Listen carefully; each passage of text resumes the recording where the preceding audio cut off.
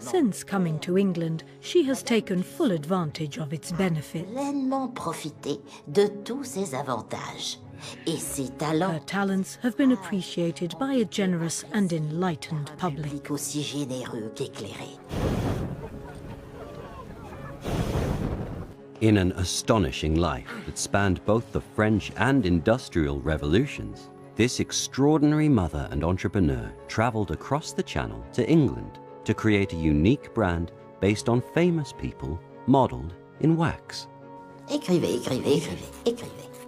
Determined to leave an account of who she was and the times she lived through, her memoirs, letters, and papers offer a unique insight into the creation of the world-famous empire which bears her name, Madame Tussauds.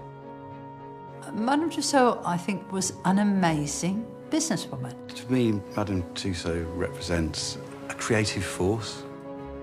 C'est une artiste, mais elle est aussi au cœur du pouvoir. Épargnée par les massacres, libérée de la prison. But what she said about her life is not necessarily the truth.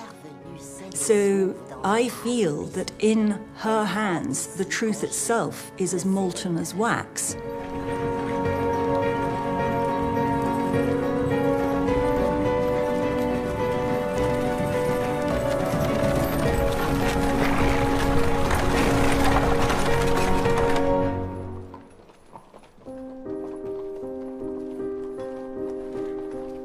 In 1838, at her home in Baker Street, Madame Tussauds dictated her memoirs to her friend Francis Hervé. Written in the third person, she sought to create a lasting legacy.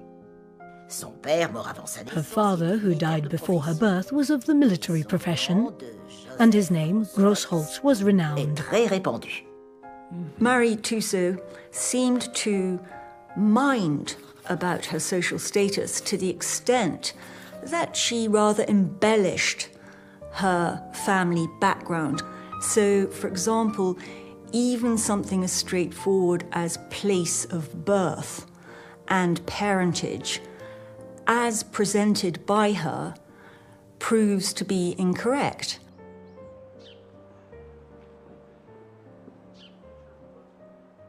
Marie Tussauds' story begins in Strasbourg, not the well-to-do Bern as she claimed, where she was born into a far from illustrious family. La famille Grosholz est une famille particulière à cause du métier exercé par les garçons de cette famille, ou par les hommes de cette famille. Ces hommes sont fils de bourreaux. Comme les bourreaux exercent de père en fils, quelqu'un qui est fils de bourreau ne pourra pratiquement qu'être bourreau lui-même. Pour les filles de bourreau, c'est pareil. Elles ne peuvent, malheureusement pour elles, qu'épouser un fils de bourreau. Et Marie Grosholz n'a d'autre solution pour avancer dans la vie de cacher ses origines. When Marie's father died before she was born, her mother turned for support to her brother-in-law, a local doctor and anatomist turned wax modeler in Bern. Philip Curtius is crucial to her story for the following reasons. He employed her mother as a domestic housekeeper. He became very attached to the young girl, and he clearly taught her her skills. Philippe Curtius was something of a celebrity in Bern. He was consulted for his medical and anatomical knowledge, and his wax models were very much in demand. Philip Curtius had learned anatomy and taught himself to make wax anatomical models, because in the mid-18th century it became less easy to secure dead corpses to chop up. So people started to make wax models to learn about anatomy and to teach about anatomy. In the Tussaud Museum's workshops in London, the same techniques are still in use today.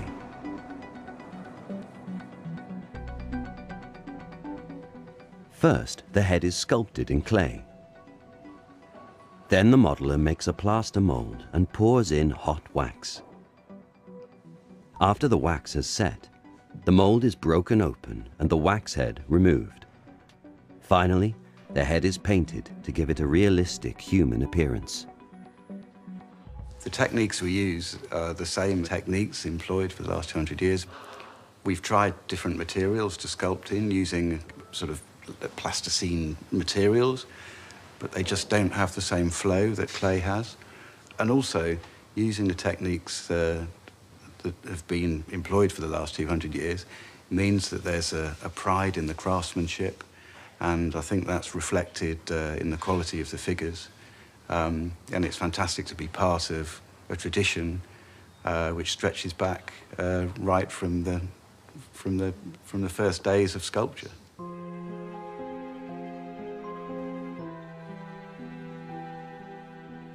During that period, modelling in wax was very much in vogue. Representations were often most beautifully executed and to such perfection.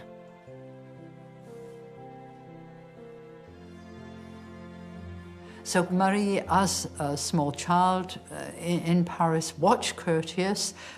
He allowed her to try out working with the wax, found that she was a very apt and quick learner, and taught her the trade. He was an extremely accomplished modeler, and the tinting of the wax so that it replicated flesh, he passed that skill on to her. So she was an apprentice almost to this enigmatic man. As his fame grew, Curtius decided to open a second exhibition in the Boulevard du Temple.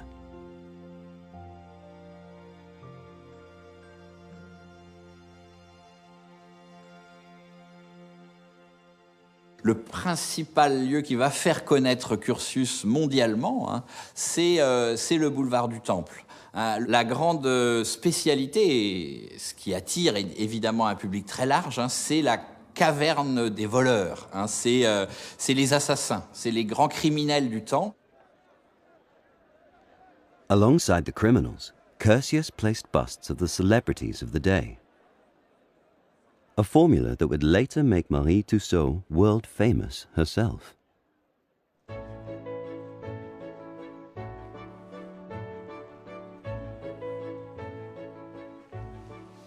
During Madame Tussauds' residence with her uncle, she had early imbibed the greatest taste for that art in which he so much excelled.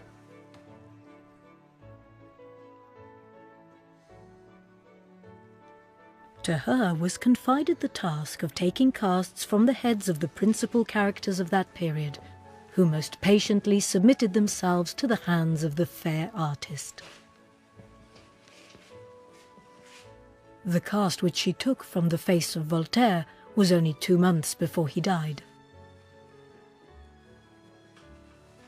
Vous pouvez venir un instant? Notre ami Voltaire aimerait vous saluer. Alors, comment le trouvez-vous? Ça fait 9 semaines que j'y travaille. Bien, bien. Il est très ressemblant, jusqu'à la teinte cireuse et jaunâtre de sa peau. Maintenant, grâce à toi, il peut aller rejoindre nos autres célébrités sur l'étagère.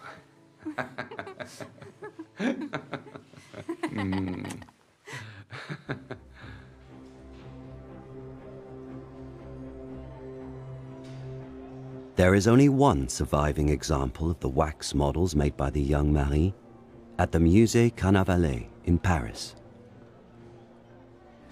Voici le buste de Philippe Curtius, très probablement réalisé par sa nièce Marie, et qui est parfaitement représentatif du type de portrait qu'on pouvait voir dans ces salons, peint au naturel, hein, c'est-à-dire c'est de la cire, le visage est en cire, peinte donc aux couleurs réelles, avec les yeux incrustés, et puis les vêtements, qui sont de vrais vêtements. Curtius, pendant quelques années, vit essentiellement, oui, comme en quelque sorte, je dirais presque chroniqueur mondain, hein, c'est-à-dire il sculpte, il figure les portraits des célébrités du temps, beaucoup autour de la cour, beaucoup autour des grands du royaume. Et puis à un moment, voilà, il va se spécialiser dans ce que Curtius appelle le grand couvert, c'est-à-dire le repas des monarques. Now an accomplished model maker, Marie was fully involved in the making of the waxworks. As her skills increased, so too did her reputation, at least according to her memoirs. Francis, je continue. Parmi les membres de la famille royale, among the members of the royal family, who would often call in at the apartments and admire Curtius's works and those of his niece, pour admirer ses œuvres et celles de sa nièce, il y avait Madame Elisabeth. Was Madame Elizabeth, the king's sister.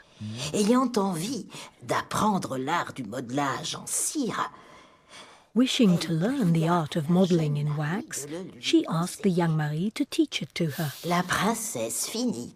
The princess ended up liking her so much that she asked Monsieur Curtius to permit her to join her at the Palace of Versailles. À résider au palais de Versailles. Pour pouvoir jouir, so she could permanently enjoy her pleasant company. Compagnie. This seems extremely unlikely. She appears nowhere in official records. Marie Grossholtz, the name is nowhere.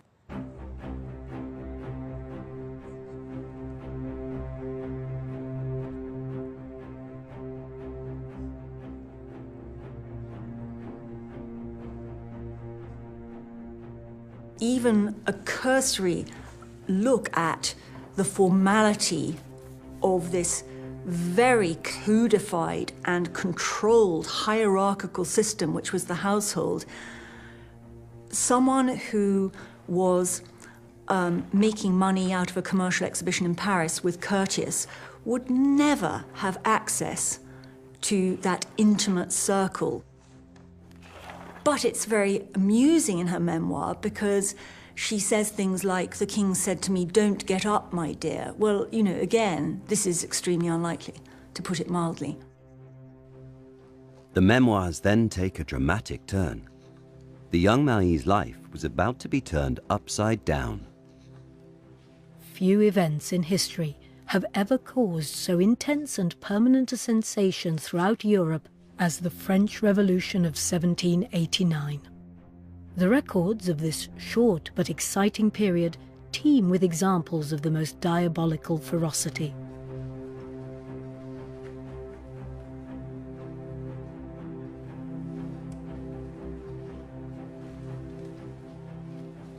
Rumors of trouble brewing soon reached the waxworks workshop. Like Marie, Philippe Curtius was a monarchist, but as a savvy businessman, he knew he had to change his style to survive.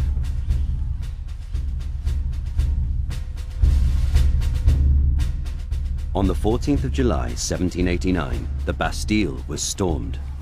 It was now too dangerous for Marie and her uncle to keep the busts of the royal family on view. Marie, retire les cires du roi et de la reine et remplace-les par les cires de Mirabeau et de Robespierre. Il ne faudrait pas qu'on nous accuse d'être royalistes. Allez, vite!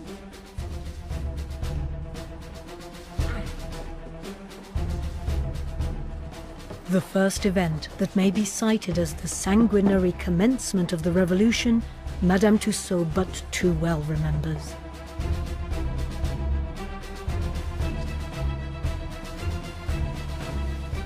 The public began to assemble in the streets, demanding the busts of the idols of the people.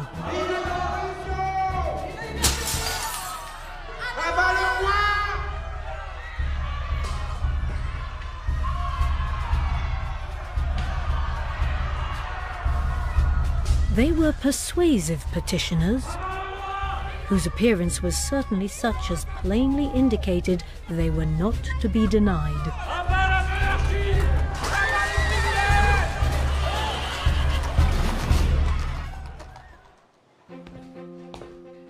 Citoyen Curtius, un message de l'Assemblée. Le camarade Curtius est prié d'exécuter sur le champ de nouveaux bustes en cire des députés de l'Assemblée constituante. This was the way in which people knew what was happening in the revolution. It was a bit like the 10 o'clock news on television today. Instead of having that, you would go to a wax exhibition to see who was in charge now in the revolution. It was a fast-changing environment as well, so he had to keep swapping the heads around. In January 1793, Louis XVI himself was guillotined. In March, the Revolutionary Tribunal was created. In September, the Reign of Terror began, with mass executions plunging France into a bloodbath. Encore une fois. Voilà, parfait. Merci. Bon. A decapitated head would be immediately taken to Madame Tussauds, whose feelings can be easier conceived than described. Shrinking with horror, she was compelled to take a cast. Marie tells us in her memoirs how she sat on the steps of the exhibition making wax models of decapitated, guillotined victims of the revolution. It sounds amazing that Marie could do that. And you think, this is a tall story, load of rubbish. But actually it's substantiated by accounts that other people gave. Astley, and we know that the exhibition did indeed include the heads of wax models of the decapitated revolutionaries, and somebody had to make them. And who was going to make them if Marie didn't?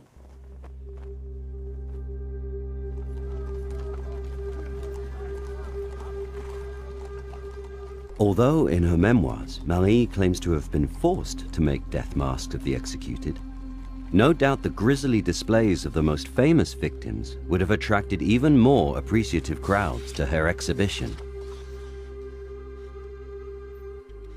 Marie was ever the opportunist.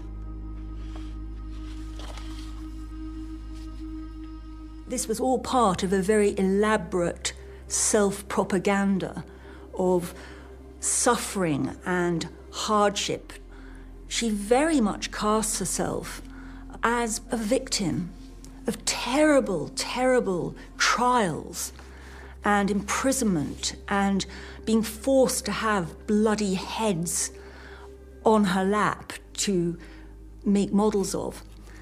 Also, she gave people, through her own account, a vicarious experience of proximity to celebrity, and it's that vicarious experience of proximity to celebrity that's the foundation of the whole thing.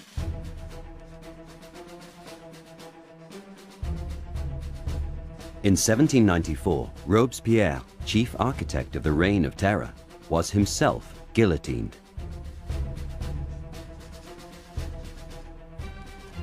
The country was at war, both internally and beyond its borders.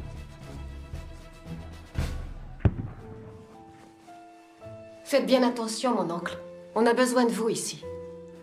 Marie, As the chaos in France worsened, Marie's uncle was called up to serve as a translator with the French army.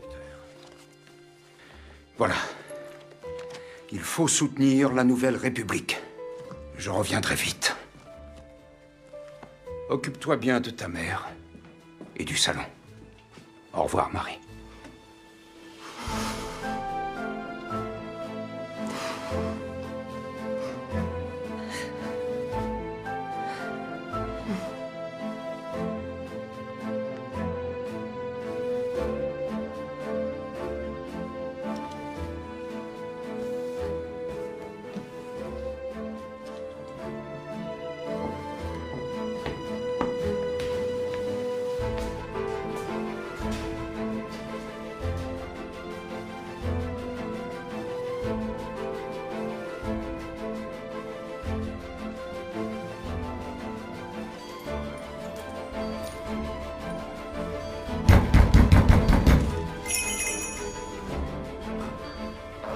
After a few months, Curtius returned, very ill.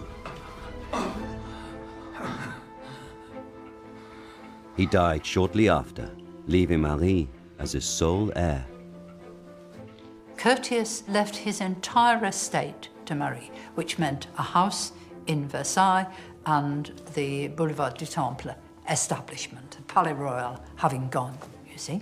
And Marie became then the chief of the business.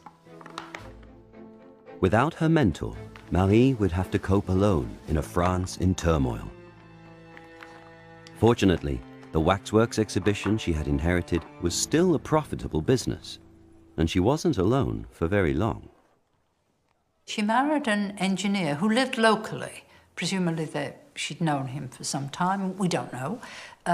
What he liked to do was to buy shares invest in theatres, and he was, frankly, as a husband, a liability. He'd married her unquestionably, not for her looks, but for her money. Marie could finally lose the name of a family of executioners, as Mademoiselle Tussauds became Madame Tussauds. She didn't make a very good choice of husband. He's wasting her money. He's not interested in running the waxworks. He leaves her to do that. Marie was already 37 when her first child, Joseph, was born. But her married life wasn't a happy one, and thanks to the revolution, the waxworks business was in trouble too.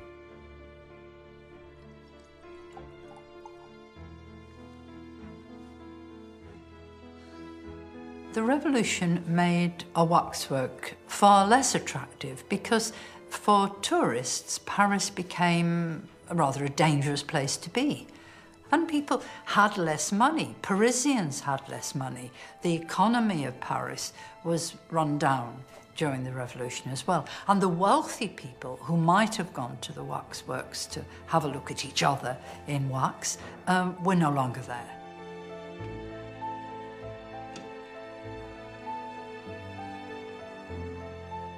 Marie lost her second child, a little girl to be called Marie, at birth.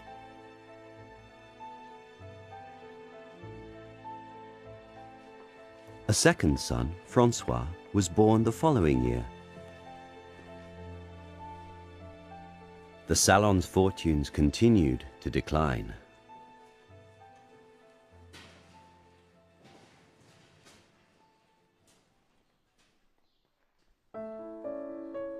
That could have been the end of the Tussaud story, but one morning in October 1802, a meeting with a family friend was to change the course of Marie's life.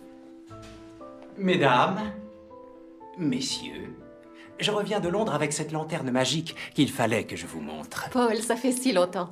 Eh bien, montrez-nous comment elle fonctionne, cette lanterne. C'est simple, il suffit d'une source lumineuse, d'une plaque de verre peinte et d'une lentille comme celle-ci. Paul Philippsthal was an entertainer from Germany who claimed to conduct seances.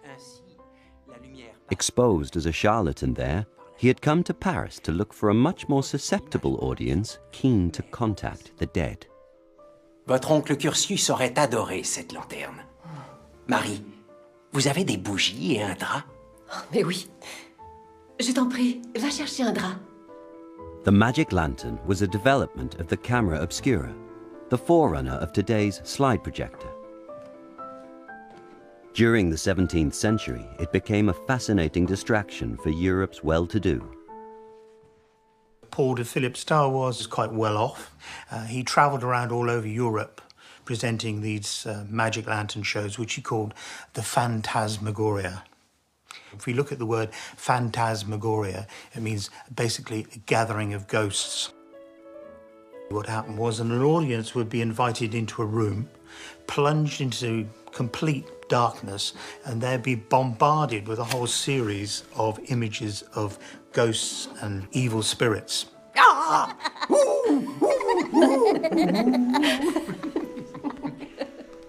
C'est parti.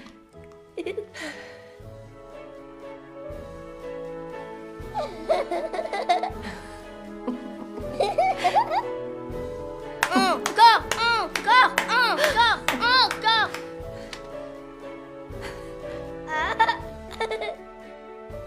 Philippe Stahl was looking for other elements to add to his show and thought Marie's wax portraits were just what he needed. He asked Marie to go with him to England.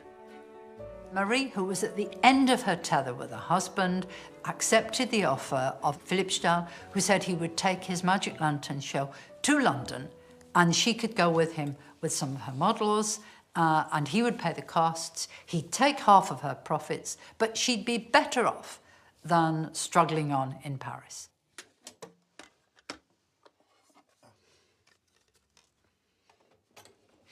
Philippe Stahl was very much a kind of salon magician to begin with.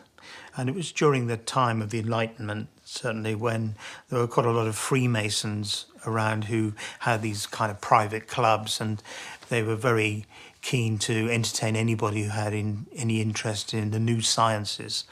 And of course, Philippe Stahl could puff himself up and say that he was really a professor of science, and he was a charlatan in many ways, and not a particularly good man, in as much as his only focus was on money.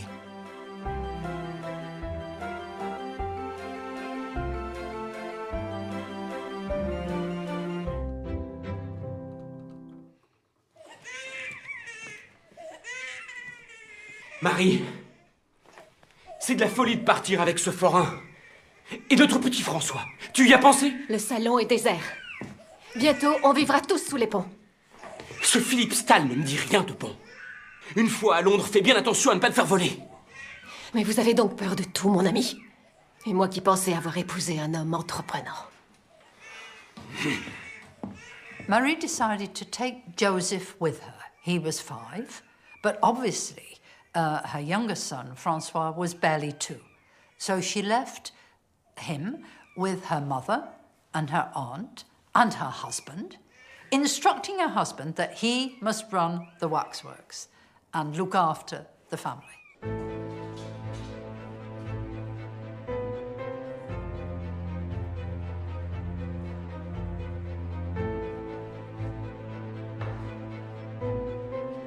When Marie arrived in England in 1802 with her young son and her waxworks, there was little in her favor. She did not speak English and only read and wrote French with difficulty.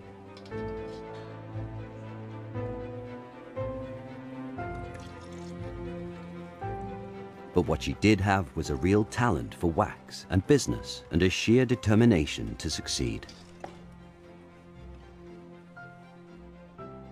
She discovered in the England of the 1800s a country in total transformation, and one with a fascination and disgust for all things French. The French were depicted by British caricaturists like Gilray and Cruikshank very much as the enemy. Murderers, hostile to the church, hanging churchmen, eating babies. The cartoons are utterly horrific. And Napoleon, as the Emperor of France between 1804 and 1815, was the absolute central figure of detestation for the British. He created this huge empire on the continent. He fought Britain at sea. He was a real threat. So the British saw him as their chief enemy, but they were also fascinated by the power that he exercised in France, because he was, after all, a dictator. The revolution had been rolled up in a man of 5'6". Napoleon's wax figure became the centerpiece of her exhibition. As always, the importance of conveying character was top of her mind. As Napoleon once said, it is not the exactness of traits, a wart on the nose, that makes a likeness. It is the character, what animates a person, that it is necessary to portray. When she arrived in England, one of her unique selling points was that with the Napoleonic Wars, the fascination with Napoleon, she acquired a lot of relics of Napoleon's. For example, Napoleon's actual carriage was a sensation. And I think it can be said that the main man in her life, the best relationship with a man, was with Napoleon, because he served her very well, for richer, for richer, for richer. But Marie's relationship with Philippe Stahl had become a different matter altogether. Je viens chercher ma part de la recette. Philippe Stahl, vous êtes injuste. Voilà des mois que vous vous servez dans ma caisse. Vous n'aurez rien. He holds my nose to the grindstone, seeking only to flout and ruin me so he can take all. C'est à moi. Non. Rendez-le-moi, c'est à moi. Non. Non.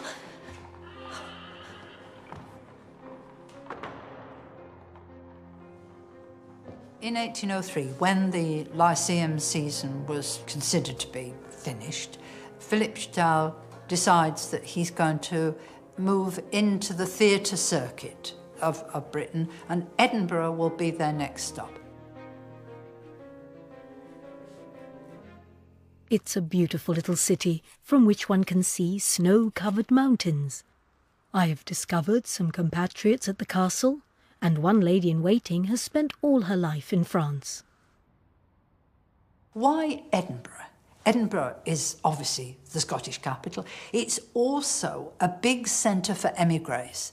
That's where the French émigrés have gone for preference. And so the idea is that a show that is exhibiting the King and Queen in all their glory, Napoleon as a real villain, and the revolutionaries as decapitated former villains, will be attractive to the émigrés.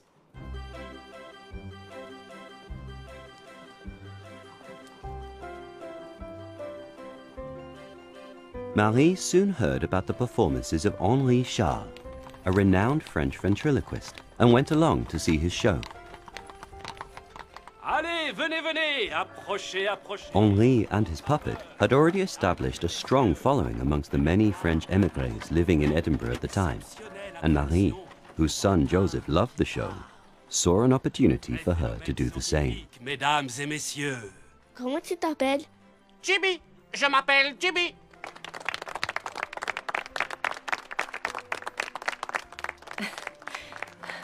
C'est très charmant, mon petit Jimmy. Mais tout cela, c'est pour les naïfs, non? Pour les naïfs, oui. Mais ça, c'est vous qui le dites, chère madame. Et ça, c'est pour toi. Merci.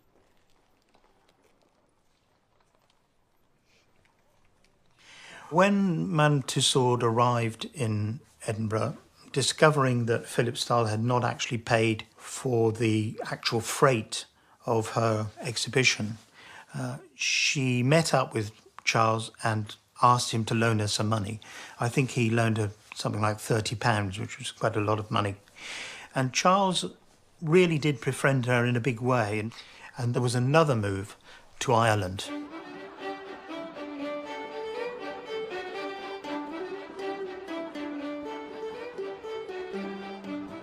Marie tours in Ireland, and she follows the pattern of the theatre companies, how they tour during the season of the wealthy elite who in the summer months would go to Dublin and to Limerick and to different cities in Ireland. These fairs were marks of trade.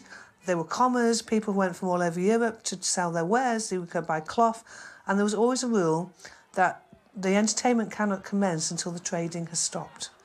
There was also the selling of livestock alongside theatre shows, magic shows, illusion shows, waxwork shows.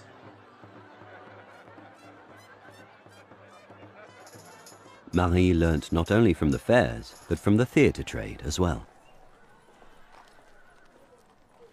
Marie learned very quickly from how the theatre companies operated.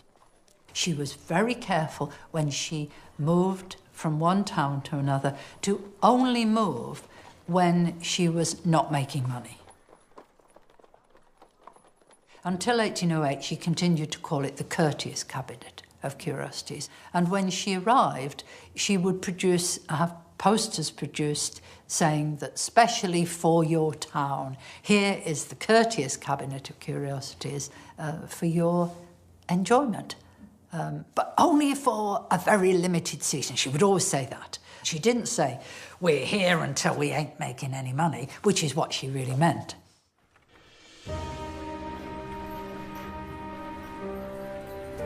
Marie had carriages in which she transported all the equipment. But the move, of course, was itself a good advert, because each of the carriages had your name on them and it would indicate where you were going next. So there was travelling adverts.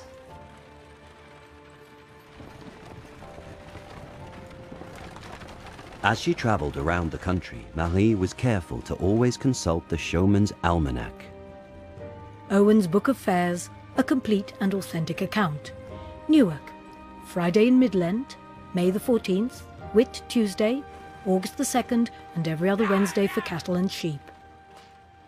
There was a book published every year called the Owen Book of Fairs, which was actually an almanac of all the fairs that takes place in the United Kingdom. It tells you what date they're in, it tells you when they move, it tells you the distance in miles between each place, and that's what Tussauds would have used to get from place to place.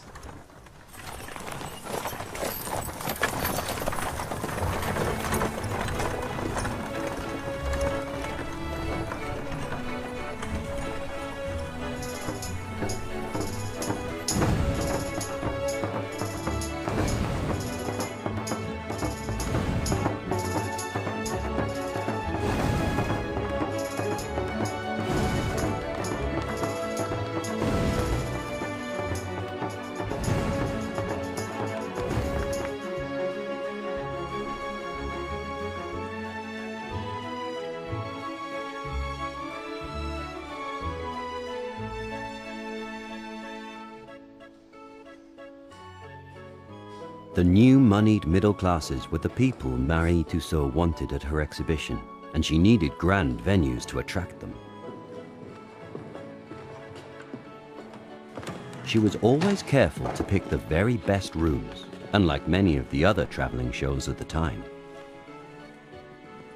A nice salon, well furnished and decorated, for £2 a month. Everyone is astonished by my figures, the equal of which no one has seen here.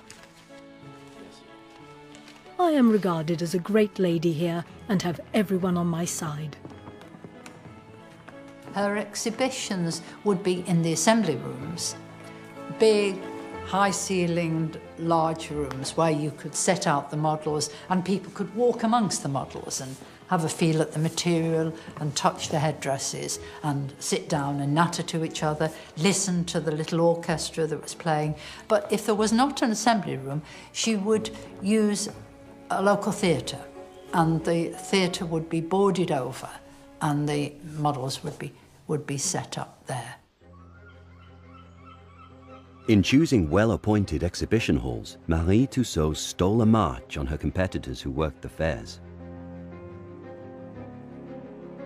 Waxworks were commonplace when Marie Tussauds came to this country, but they were much more associated with the popular entertainment of the fair and anatomical waxes, sensational things.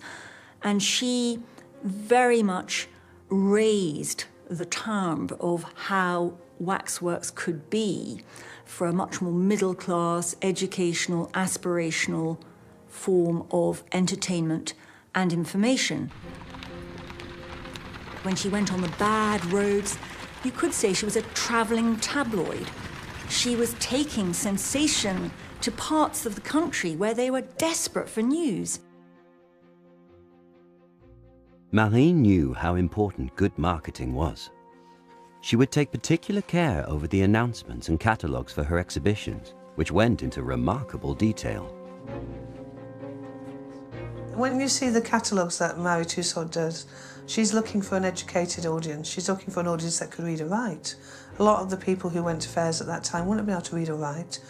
The advertisements you get for the fairs at that time are quite cheap, are more illustrative. But the tradition that Marie Tussauds is going into is more the exhibition tradition rather than the fairground tradition. She's quite an innovator with these catalogues would give quite a lot of detail about the different characters. Several pages on Marie Antoinette, for instance. Catalogues would run to 80 pages. Not the sort of single sheet that tell you nothing that you get today. It was really informative.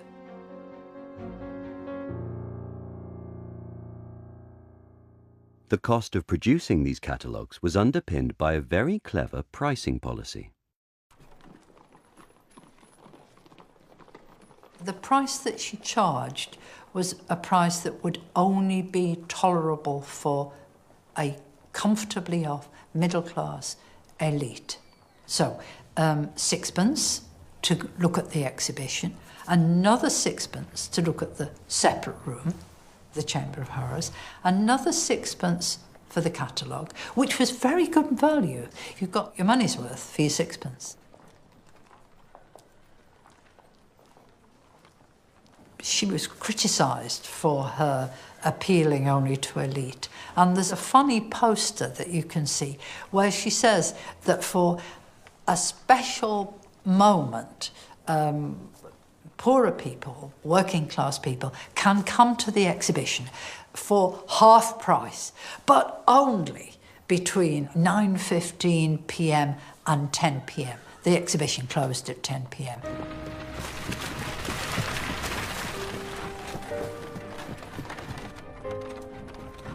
Marie's tours around the United Kingdom were becoming ever more profitable.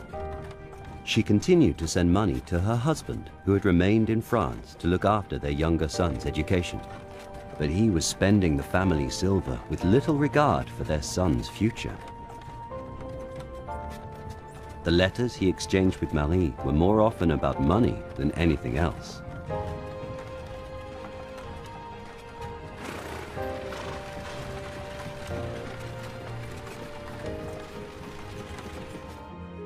Eventually, the money ran out, and in 1812, Francois was forced to sell the waxworks exhibition in the Boulevard du Temple to one of his creditors.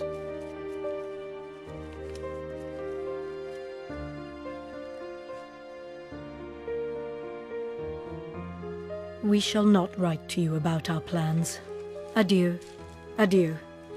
We can each go our own way. Je suis pour la vie, ta femme, Tussaud. 5 years later, her youngest son decided to join his mother and brother. Marie hadn't seen him since she left for England with Philip Stahl and Joseph 15 years earlier.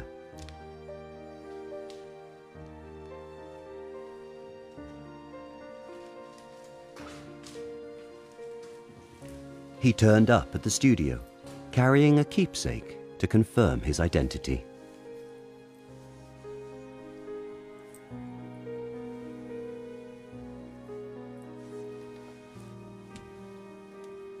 Mon Dieu. François.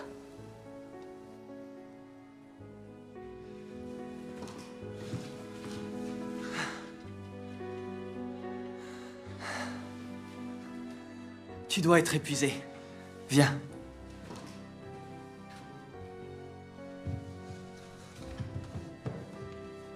Marie's second son, Francois, arrived in London in 1817 when he himself was 17. And then both sons helped in making models. Francois had been trained as an apprentice carpenter in Paris. This gave him a ready-made role in his mother's business. He would get the job of making arms and legs in wood to add realism to the waxwork busts. They had to do what she said. They had to obey her instructions, and they were paid virtually nothing. They were virtually her slaves. To recognize their skill and business sense, the Waxworks exhibition took the name Madame Tussauds and Sons.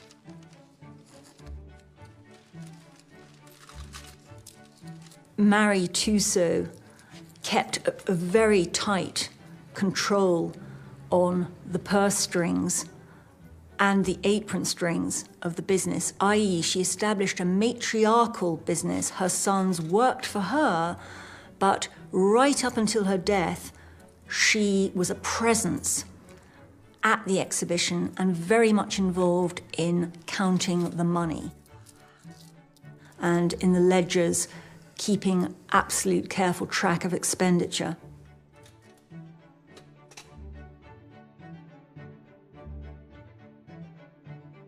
And she kept a little account book where she wrote down every day what she spent on candles, what she spent on repairing gowns, etc., what she spent on the special adverts, and this is what she spent most money on the adverts, the posters and the adverts in the newspapers.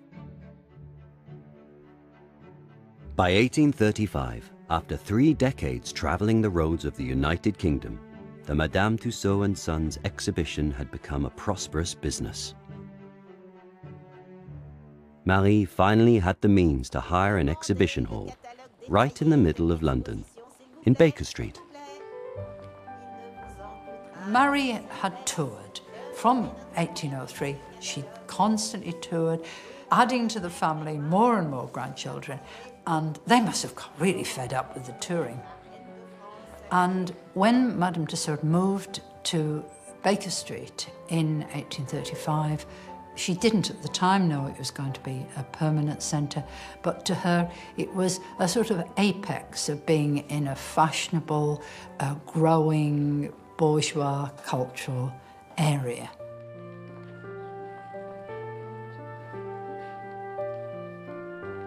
The assumption was that they'd maybe only stay in Baker Street as they'd stayed in other places for a few weeks, but because they continued to make money, they stayed.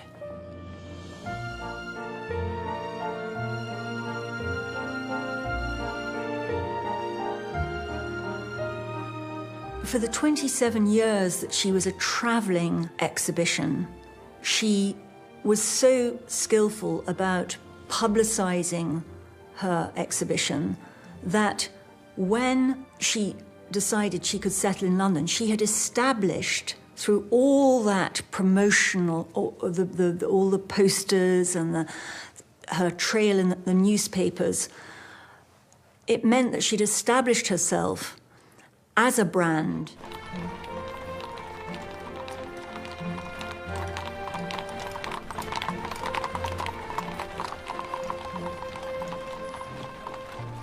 When she settled there, where she arrived was a very fashionable centre for London. Oxford Street, the shops were beginning to be constructed. Central London is changing very much at the time. Railways are beginning to be built. It's a time of real transition. Ever inventive, Marie was determined to keep the public coming in, and she knew exactly what to do. The most extraordinary relic in the world, a melancholy relic of the French Revolution, the original knife and lunette, the identical instrument that decapitated 22,000 persons. Mon cher Joseph, tout cela est parfait. Les visiteurs vont se précipiter devant la guillotine. Ah oui, François, il faudra aussi penser à mettre de la musique ici. Très bien, maman. Marie might like to talk about education and history and her general catalogue, but what most people went to the waxworks for was to be shocked and frightened and look at the dead villains.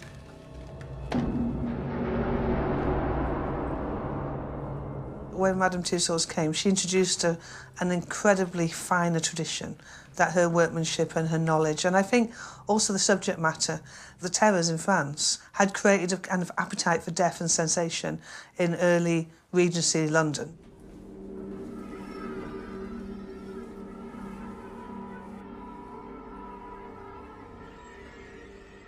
Marie's Chamber of Horrors combined the bloody violence of the French Revolution with figures of renowned murderers. There's nothing like a good murder to attract the crowds. So the Chamber of Horrors, by its very nature, is about murder. And it's all about the great criminals. When you read the catalogues throughout the 19th century, the Chamber of Horrors becomes even more detailed, becomes really the reason people go.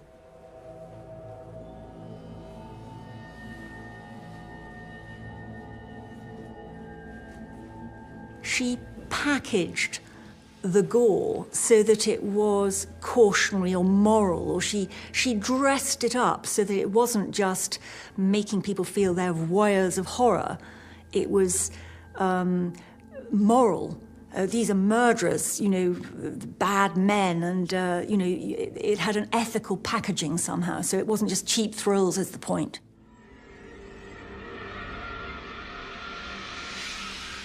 Her exhibition allowed visitors a glimpse into the hidden world of crime and punishment. And what made that particularly interesting was when actual executions were no longer public. So if you were going to see someone who'd been a particularly nasty murderer, it was at a waxworks that you'd see them. And you could be fairly sure that the model had been made from the dead head. Marie had adapted well to the revolution in France, but at heart she was still a monarchist. Now, in 1837, a new queen sat on the British throne, the young Victoria. Marie Tussauds saw an opportunity. Queen Victoria was enormously important for Madame Tussauds and her exhibition. Majesté, votre venue est un immense honneur et une consécration pour la modeste artiste que je suis. Perhaps because Marie was a royalist, the new queen allowed herself to be modelled in wax, complete with replicas of her coronation robes, accurate to the last detail. For Marie, it was the recognition she had sought all her life, and whatever the truth about her stay in Versailles, this time it was for real.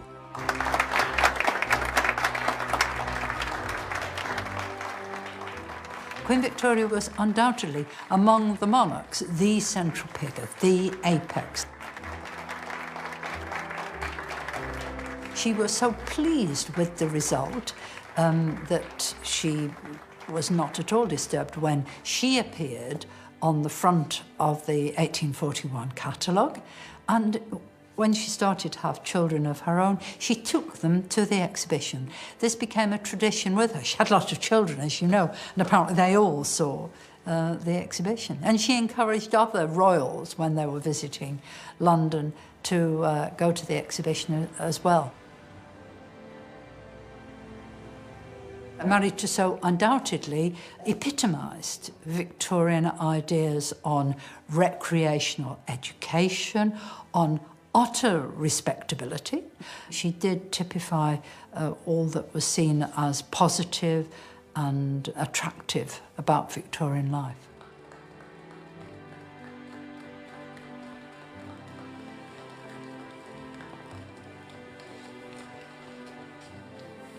In the heyday of the waxworks, when it was it established itself as a major London landmark and leading attraction, a leading exhibition of the metropolis was how Punch described it.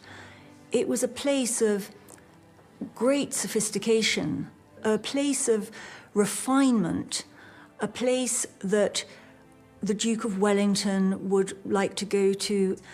So it was a completely different pitch from the Serpentine queue and looking at the waxworks today. Surrounded by her sons, Marie established what has since become a landmark for Londoners and visitors from all around the world. Bien. Mon cher Francis, nous avons presque terminé. Écrivez. Since Madame Tussauds' residence in the country, not only have her works received the meed of praise from its inhabitants, but her talents have been justly appreciated by a generous and discerning public. Ont été appréciés par un public aussi généreux qu'éclairé. When you look at when she wrote her memoirs, it was when she was promoting her permanent new exhibition in London. So it was a brilliant celebrity memoir. It's name-dropping, name-dropping, name-dropping, and then about her early life. Après 36 ans de After 36 years of residence, including the last 5 in London, Madame Tussauds is more in fashion than ever. Épargnée par les massacres, She has escaped massacres, been freed from prison, been spared the threat of the guillotine, and has now reached a peaceful retirement. Safe and sound, she here takes leave of her readers. It's, in a way, a load of tripe, a load of absolute rubbish. On the other hand, it's a very good portrayal of what she wanted people to think about her. And that's the value of the memoirs.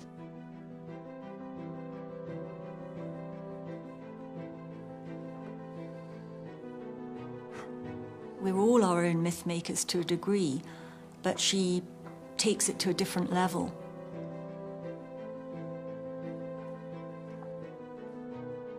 Every great showman creates a myth and a reality at the same time. That's what makes them, stands them above anyone else. Madame Tussauds is probably the earliest woman who creates that myth at the same time as the reality. Et voilà, madame. La dernière bougie. Marie Tussaud died in her London home on the 15th of April 1850 at the age of 89. She was laid to rest in the Church of St. Mary in Cadogan Street. At the moment of her death, she was obituaried in pretty well all the journals and newspapers, and they agreed without exception that Madame Tussauds was a national institution, which may sound a bit odd, but that was the highest praise you could give for someone, to describe them as a national institution. And to describe a foreign